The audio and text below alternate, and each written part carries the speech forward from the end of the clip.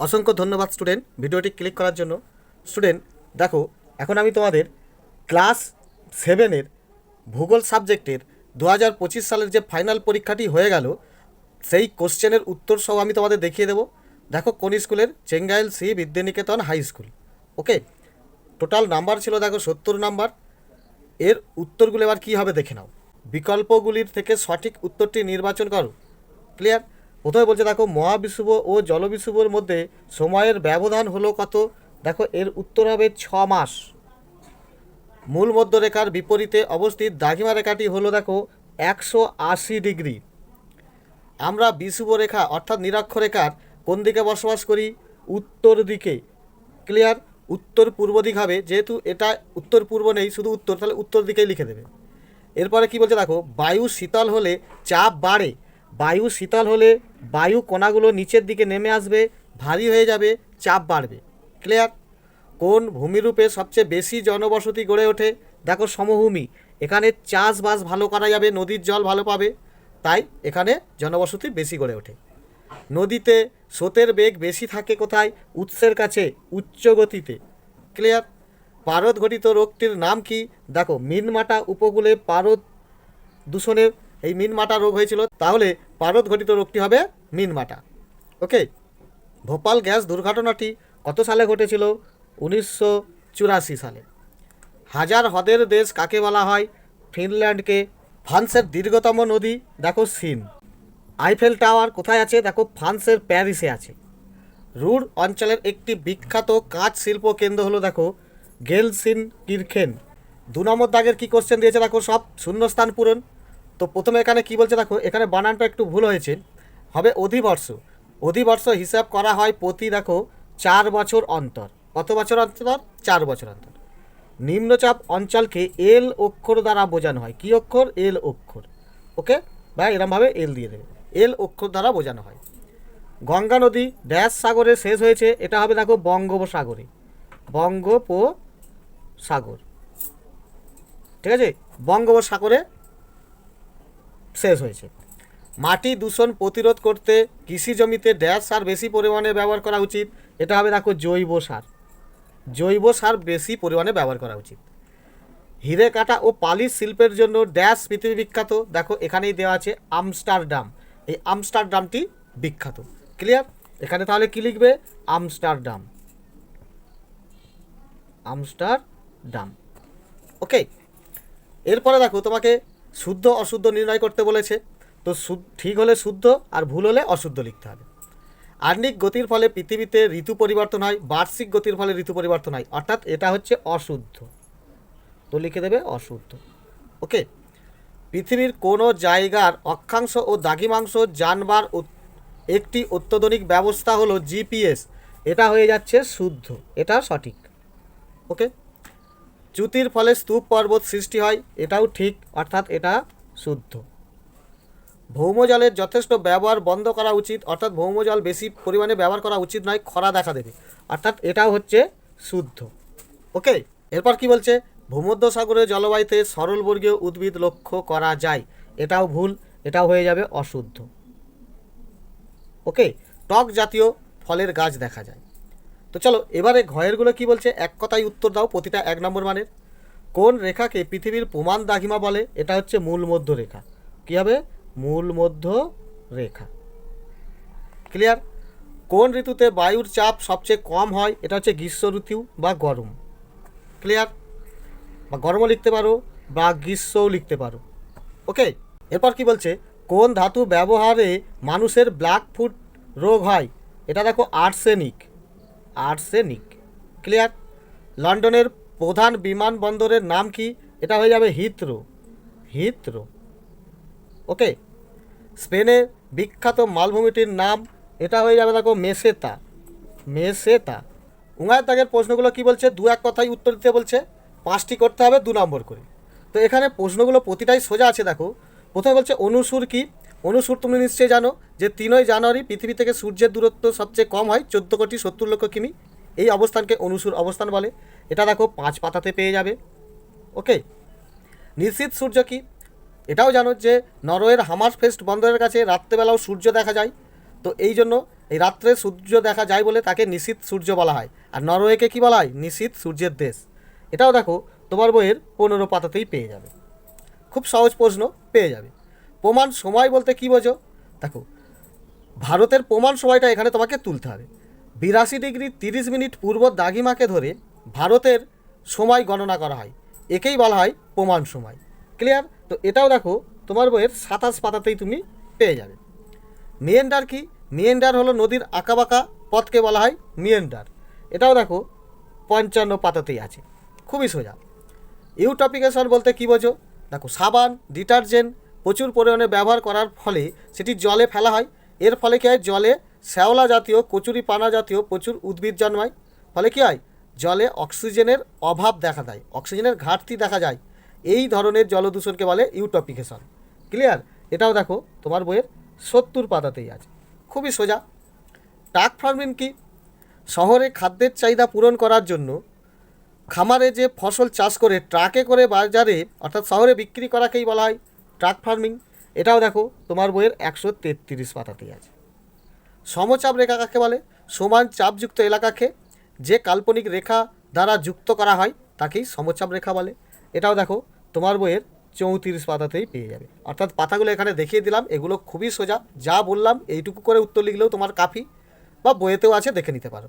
ওকে, এরপরে দেখো এখানে 6 দাগের বলছে সংক্ষিপ্ত উত্তর যে কোনো 3টি, প্রত্যেকটা 3 নম্বর মানের। তো প্রথমেই বলছে দেখো বায়ুর উচ্চচাপ ও নিম্নচাপের 3টি পার্থক্য লেখো।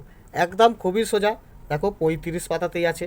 দেখো এখানে দেখতে পাচ্ছ বায়ুর উচ্চচাপ আর বায়ুর নিম্নচাপ, এখানে দেখো কতগুলো করে পার্থক্য আছে। আশা করি এই পার্থক্যটা মুখস্থ করে সঠিক তুলে দিয়েছে। ক্লিয়ার?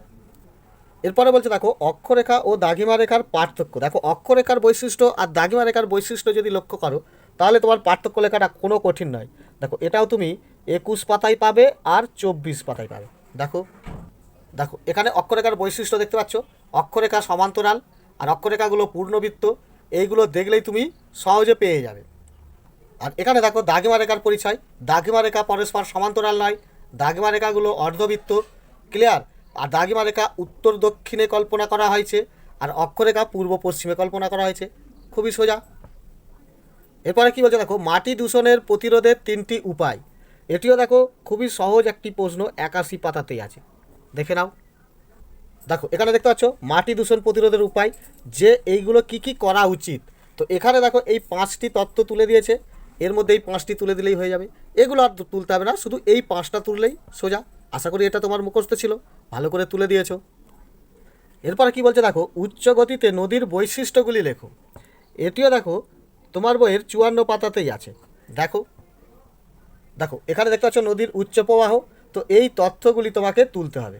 এই কটা তথ্য তুমি তুলতে পারলেই তোমার উচ্চ গতিতে যে নদী প্রবাহমান হয় তার কয়েকটি তুমি বৈশিষ্ট্য তুলে দিতে পারবে।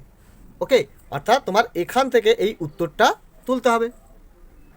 এরপরে কি বলছে দেখো 5এরটা, ইউরোপের উপমেরু ও মহাদেশীয় জলবায়ুর বৈশিষ্ট্যগুলি লেখো। এটা দেখো তোমার বইয়ের 126 পাতায় এবং 127 পাতায়। দেখো দেখো এখানে দেখতে পাচ্ছ এই যে ইউরোপের উপমেরু জলবায়ু, এই উপমেরু জলবায়ুর বৈশিষ্ট্য এখান থেকে এখানে তুলতে হবে। এছাড়াও দেখো আরেকটি কী দিয়েছে, মহাদেশীয় জলবায়ু। এখানে দেখতে পাচ্ছ মহাদেশীয় জলবায়ু 5 নম্বরটা, এখান থেকে এখানে তুলতে হবে। ব্যাস, তোমার উত্তর কমপ্লিট হয়ে যাবে। এরপর 6 দাগে দেখো রচনাধর্মী প্রশ্ন 4টি করতে বলেছে, প্রতিটা 5 নম্বর মানের। কি বলছে দেখো রুট শিল্পাঞ্চলের উন্নতির কারণগুলি লেখো। এটা তোমাদের খুবই সাজেশনমূলক কমন প্রশ্ন ছিল, আশা করি সকলেই করেছো। দেখো তোমার বইয়ের 128 পাতা এবং 129 পাতা দেখো পেয়ে যাবে।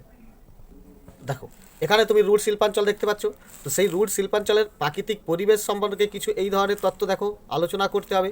এখানকার দেখো সঞ্চয় কার্যের ফলে এই সৃষ্টি হয়েছে, অর্থাৎ পলি মাটি যুক্ত এলাকা। এর প্রধান নদী রাইন নদী, এখানে প্রচুর পরিমাণে জল পাওয়া যাবে। আর এখানে দেখো উর্বর পলি মাটি, চার্নোজেম এবং পটসল। তাছাড়াও দেখো এখানে নাতিশীতোষ্ণ প্রকৃতির আবহাওয়া থাকে, ফলে বৃষ্টিপাত সারা বছর হয়, অর্থাৎ এখানে শিল্প কারখানা গড়ে ওঠা খুবই সহজ। এছাড়াও পরের পাতায় দেখো এখানে অর্থনৈতিক পরিবেশ, প্রচুর খনিজ সম্পদে ভরা, বিভিন্ন খনিজ সম্পদ এখানে উদাহরণ দিয়েছে। এখানে দেখো সড়ক, রেলপথ, রাস্তা, জলপথ সমস্তই উন্নত, অর্থাৎ শিল্প বাণিজ্য করা খুবই লাভজনক। ক্লিয়ার? এই সমস্ত তথ্যগুলো তোমাকে তুলে দিতে হবে। ওকে, এরপরে এখানে কি বলছে দেখো, জলদূষণের কারণগুলি লেখো। জলদূষণের কারণটা দেখো তোমার বইয়ের 68 পাতায়। দেখো দেখো এখানে দিয়েছে কিভাবে জল দূষিত হয়। দেখো, কলকারখানা থেকে দূষিত পদার্থ জলে মিশে জলদূষণ হয়, গৃহস্থালী থেকে দূষিত পদার্থ জলে মিশে জলদূষণ হয়, কৃষিক্ষেত্র থেকে দূষিত পদার্থ জলে মিশে কী হয়, জলদূষণ হয়, তেজস্ক্রিয় পদার্থ জলে মিশে জলদূষণ ঘটছে। এছাড়াও দেখো এখানে এই যে পয়েন্টগুলোই আছে, দেখো এগুলোই তুলে দিতে হবে। খনিজ তেল উত্তোলনের সময় খনিজ তেল সমুদ্রের জলে পড়ে জলদূষণ হয়। তাপীয় দূষণের জন্য অর্থাৎ তাপবিদ্যুৎ কেন্দ্র, পারমাণবিক কেন্দ্র, এই সমস্ত কারণে কী হয়, প্রচুর অ্যাশ মাটি জলে মিশছে, নদীতে মিশছে, তাহলে জলদূষণ হচ্ছে। বায়ু দূষণের কারণেও জলদূষণ হচ্ছে। বাতাসে যদি ধোঁয়া, কার্বন ডাইঅক্সাইড, নাইট্রেট অক্সাইড প্রচুর বেড়ে যায়, তাহলে অ্যাসিড বৃষ্টি হবে, জলদূষণ হবে।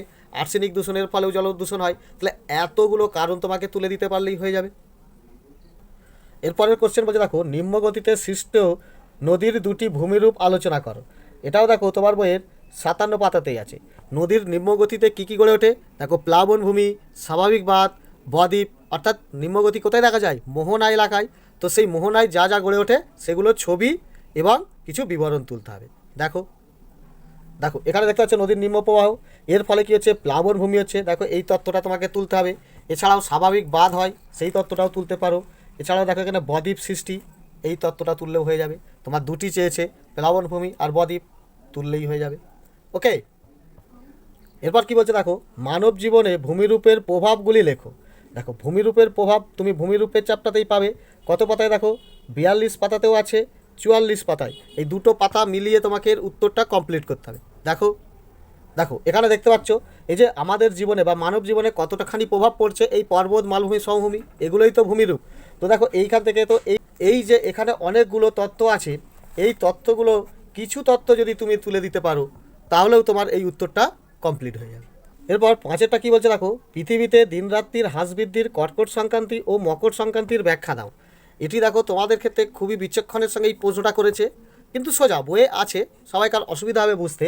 তো এর উত্তরটা দেখো 13 পাতা আর 14 পাতাতে আছে। দেখো দেখো 13 পাতার এই যে কর্কট সংক্রান্তি, তোমাকে এখান থেকে এই তত্ত্বটা এখানে তুলতে হবে। আর মকর সংক্রান্তি সংক্রান্ত যে প্রশ্নটা দিয়েছে সেটা 14 পাতায়, দেখো এখান থেকে এই তত্ত্বটা তুলে দিতে হবে। তাহলেই কর্কট সংক্রান্তি আর মকর সংক্রান্তির ফলে যে দিনরাত্রির হ্রাস বৃদ্ধি হচ্ছে টোটাল বিবরণের সঙ্গে বুঝিয়ে দেওয়া যাবে। ওকে, এরপরে কি বলছে দেখো, বায়ুচাপের পার্থক্যের কারণগুলি লেখো। এটি দেখো তোমার বইয়ের 33 পাতায়। এটা তো খুবই কমন প্রশ্ন, চেঙ্গালসি বিদ্যানিকেতন হাই স্কুলেও পড়েছে, কলিসানি জাতীয় বিদ্যাপীঠ হাই স্কুল এখানেও পড়েছে। দেখো দেখো দেখতে পাচ্ছ এখানে বায়ুচাপের পার্থক্যের কারণ আগেও বলেছি। দেখো বায়ুর উষ্ণতা, এই তত্ত্ব তুলতে হবে। এছাড়াও দেখো এখানে তুমি দেখতে পাচ্ছ পৃথিবীর অভিকর্ষ, দেখো 2 নম্বর এই পয়েন্টটা তুলবে। জলীয় বাষ্প, এটা 3 নম্বর, এই পয়েন্টটাও তুলবে। পৃথিবীর আবর্তন গতি, এটা তোমার 4 নম্বর পয়েন্ট হয়ে যাবে। ওকে, তাহলে এগুলো তুললেই তোমার বায়ুচাপের পার্থক্যের কারণগুলি লেখা হয়ে যাবে। ক্লিয়ার? এরপরে দেখো বর্গীর যায় তোমাকে মানচিত্রে চিহ্নিত করতে বলেছে, ম্যাপ পয়েন্টিং দিয়েছে, 4টি করতে হবে। 4 নম্বর কী কী দিয়েছে দেখো, লন্ডন, তুন্দা বনভূমি, নীলনদ, হিমালয় পর্বত। তো দেখো 26 পাতায় একটি ম্যাপ আছে, এই ম্যাপটি একটা পৃথিবীর ম্যাপ। তো প্রথমেই দেখো লন্ডন, এখানে দেখো ইউরোপ মহাদেশের এই যে জায়গাটা দেখতে পাচ্ছ এটা ইংল্যান্ড, এই ইংল্যান্ডের এইখানটাই হচ্ছে তোমার লন্ডন। ক্লিয়ার? তাহলে ইংল্যান্ড জায়গাটাকে চিহ্নিত করে দিলেই তোমার লন্ডন হয়ে যাবে। এরপরে বলেছে দেখো তুন্দা বনভূমি, অর্থাৎ দেখো এই যে এশিয়া, এই যে উপরের ভাগটা এটা হয়ে যাচ্ছে, এই সমস্ত এলাকায় তুমি পাবে তুন্দা বনভূমি।